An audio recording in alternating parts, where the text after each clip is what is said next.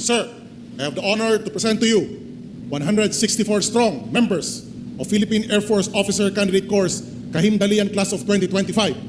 Recommend that they be declared graduates effective this date.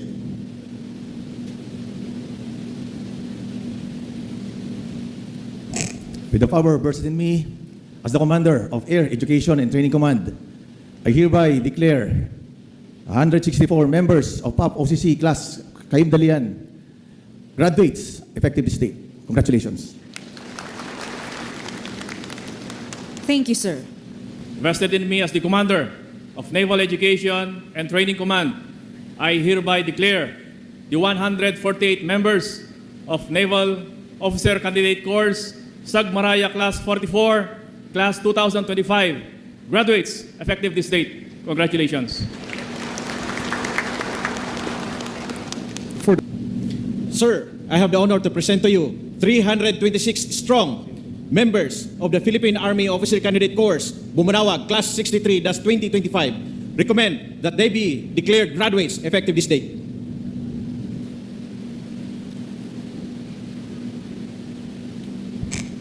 By the authority vested in me as the Commander of Training Command, Philippine Army, I hereby declare all 326 members of Philippine Army Officer Candidate Course, Bumanawag, Class 63-25, as graduates effective this date. Congratulations. Thank you very much to the commanders of the Major Service Education and Training Commands. Probationary Second Lieutenant Maricar Calios. She will also receive the Presidential Saber from His Excellency Ferdinand R. Marcos Jr.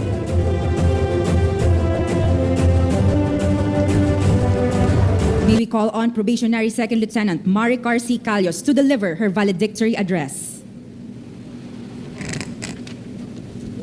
To the President of the Republic of the Philippines and Commander-in-Chief, Armed Forces of the Philippines, His Excellency Ferdinand R. Marcos Jr. Sir. To all distinguished officers and guests, to my fellow graduates, proud families, good morning. In a world often dominated by men, the strength of women not only endures, but it prevails. Today marks the culmination of our long and challenging journey in becoming officers of the AFP. As a proud Bicolana, I am deeply honored to represent PAP OCC Class of 2025 and extend our sincerest gratitude to all who made this milestone possible. First of all, I want to greet everyone congratulations. To all loving and supportive families, we offer this achievement to you. We hope we made you all proud. Maraming salamat po.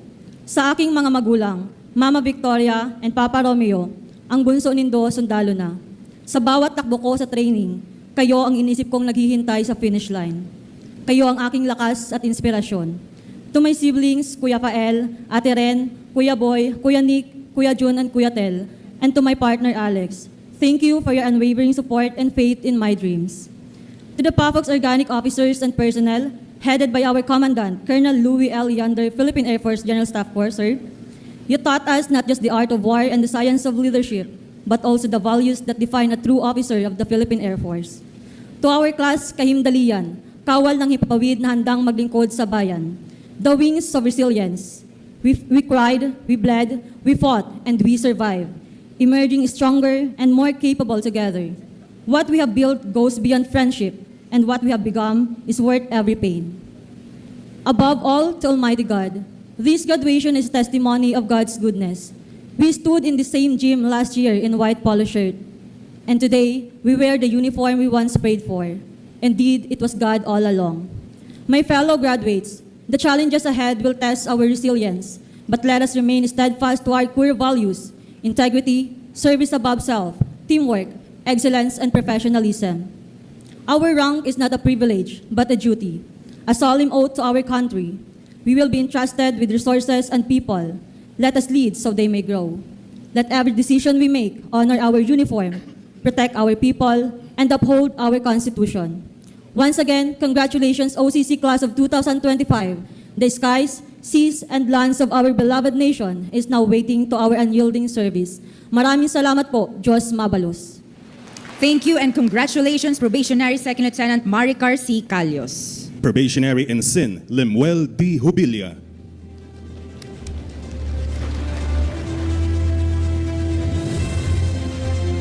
For graduating at the top of his class, probationary Ensign Jubilia will receive the Presidential Saber from His Excellency Ferdinand R. Marcos Jr.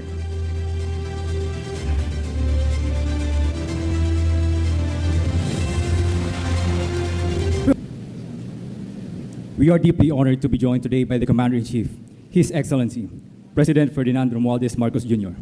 Good morning, sir. Distinguished officers, honored families, fellow graduates, and guests, good morning. Allow me to begin by thanking the Lord who has been our anchor throughout this journey. Today, I stand with gratitude and humility. Finishing as the top graduate of NOCC is not a personal triumph. It is a reflection of the values and the people who carry the weight with me. Ako ngayon ay nagdadala ng mabigat na responsibilidad kasama ng aking mga kapatid sa serbisyo. My brothers and sisters in arms, we carry the weight. When we first arrived at our training schools, everything felt heavy. Our gear, our fears, our hopes, even the uniform that didn't quite fit. But with every challenge, something changed. Hindi lang katawan namin ang tumatag kundi loob. Until one day, the uniform didn't just fit, it belonged. Because once we realized what it stood for, it became more than cloth. It became a symbol of the weight we vowed to carry. We carry the weight of integrity, the weight of accountability, the weight of unwavering principle. Most importantly, we have to keep in mind, this weight is not a punishment, it is a privilege.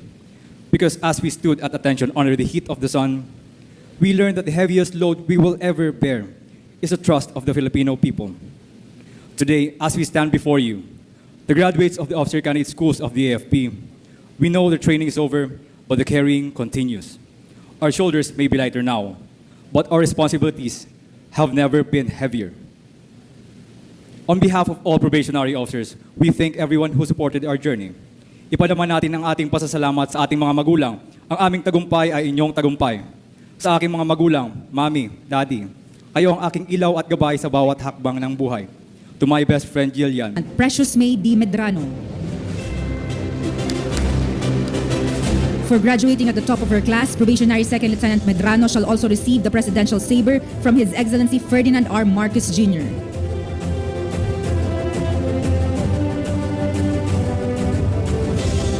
And now may I call on Probationary Second Lieutenant Precious May D. Medrano to deliver her valedictory address. To the President of the Republic of the Philippines and the Commander-in-Chief Armed Forces of the Philippines, His Excellency Ferdinand R. Marcos Jr. Sir, good morning, sir. To all officers, enlisted personnel, proud families, and our graduates, maayong aga sa atong tanan. Good morning, everyone.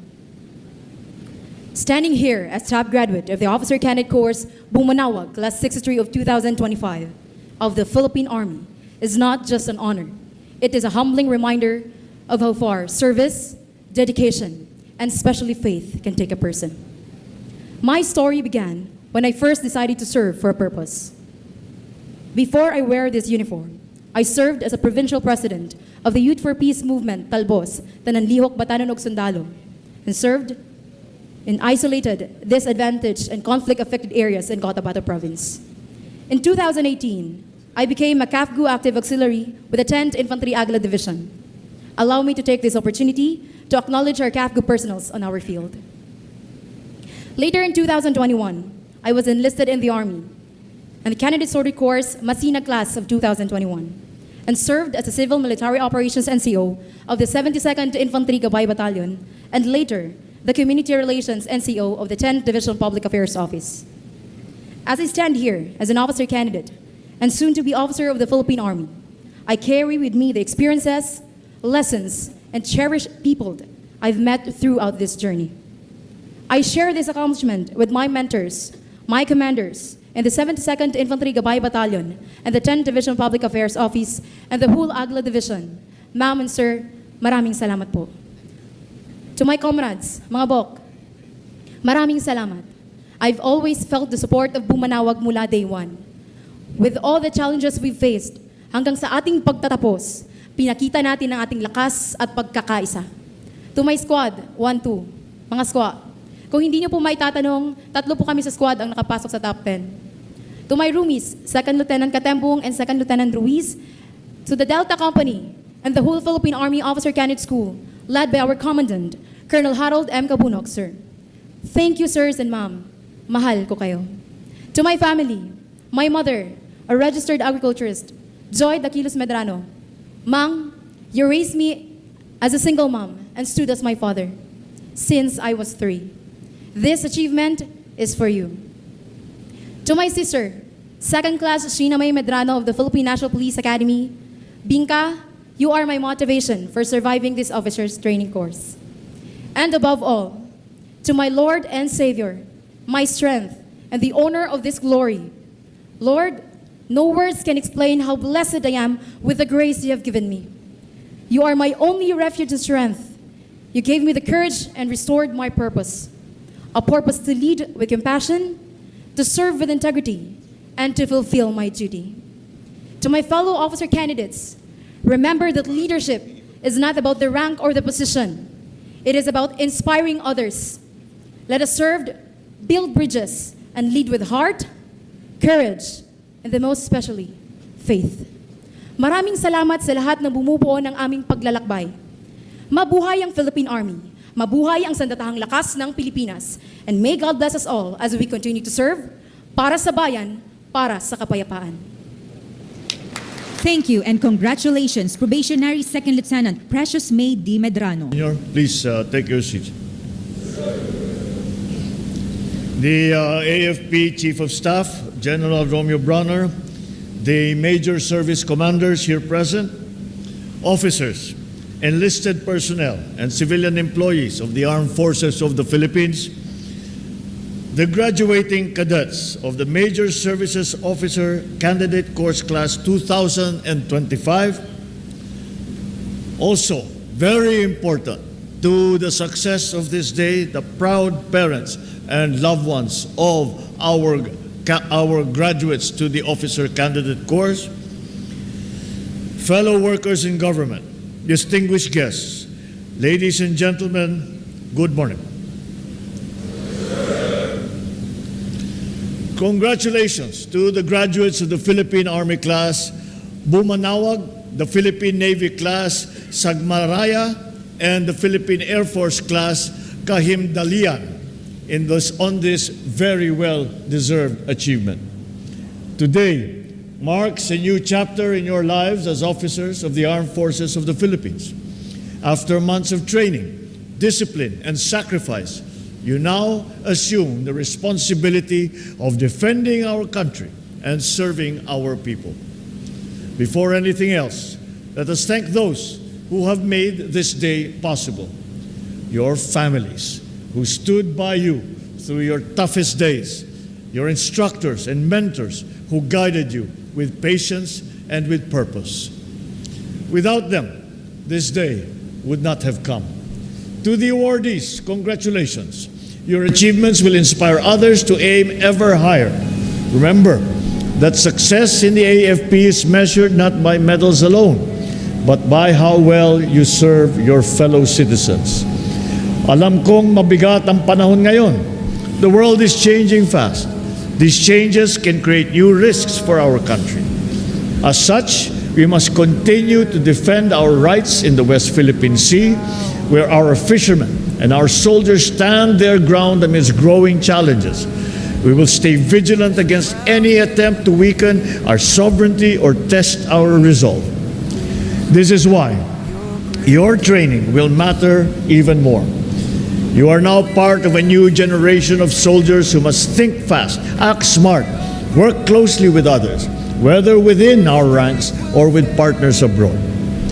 More than this, the AFP that you are part of now must always rise above politics. Your loyalty must not be for any individual or any faction, but only to the Republic. The time and effort that you have spent in this course has taught you that by becoming full-fledged officers, your integrity is carried in your uniform and rank. Sa panahon ngayon, kung kailan maraming Pilipino ang nangangailangan ng katapatan at katapangan sa serbisyo, kayo ang unang magiging halimbawa sa kanilang lahat. As your Commander-in-Chief, I promise that this government remains committed to building a modern and professional armed force.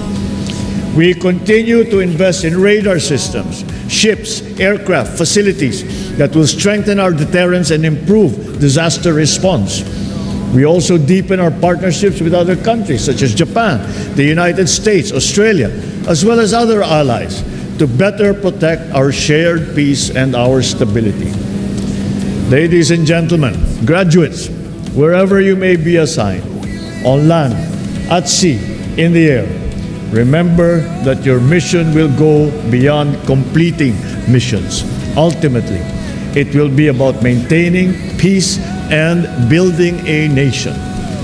There will come a time when you will rescue families during floods and earthquakes, secure elections, support government programs that bring service to the most far-flung areas of our country. There will be moments when your integrity will be tested. Corruption and dishonesty can manifest in many forms. Kaya piliin nyo lagi ang tama. Piliin nyo ang bayan.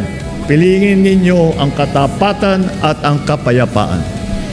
As you take your oaths and wear your insignias, carry with you the pride of your families and the hope of the motherland. Tandaan ninyo na ang inyong tagumpay ay tagumpay ng bawat Pilipino na umaasang ligtas, payapa at maunlad ang ating bansa. Mabuhay ang sandatahang lakas ng Pilipinas! Mabuhay ang bagong Pilipinas! Maraming salamat sa inyo lahat. Thank you, Mr. President. The memento represents the unity of the AFP's major services, sharing a single purpose to defend the nation, uphold the Constitution, and protect our sovereignty and territory with unwavering dedication.